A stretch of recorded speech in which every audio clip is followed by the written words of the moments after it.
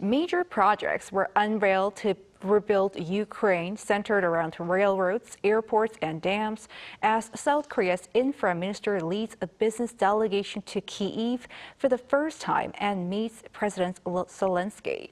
And Korea officially signs a deal with Ukraine to offer low-interest loans for reconstruction. Soo-jin has more. South Korea is speeding up efforts to assist in Ukraine's reconstruction. The Ministry of Land, Infrastructure and Transport revealed on Friday that Minister Won Hee-ryong had led a delegation made up of representatives from both the government and the private sector on a visit to Kyiv.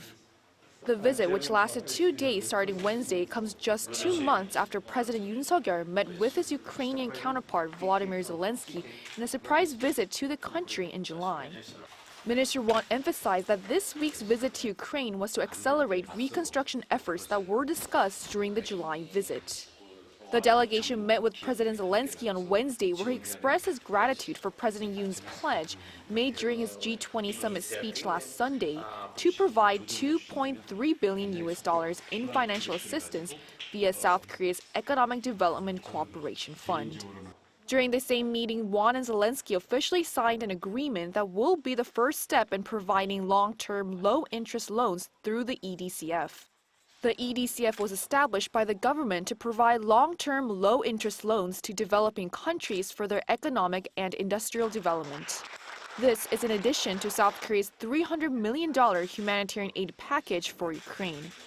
The Korean delegation and the Ukrainian government also held a forum where they announced 6 infrastructure projects that the two governments will cooperate on. The 6 are establishing a smart transportation system in Kyiv, developing a smart city in Uman, modernizing the Borispol International Airport, establishing sewage treatment facilities in Bucha, assisting in the reconstruction of the Kakhovka Dam, and developing a high-speed railway network. For the smart transportation system, the state-owned Korea Overseas Infrastructure and Urban Development Corporation plans to rebuild a smart and low-carbon transportation network to replace facilities in Kyiv that were damaged by the war. Representatives from private South Korean companies also made presentations on smart cities, dams, factory plants, modular houses, and construction machinery during the forum. Soo-jin, Arirang News.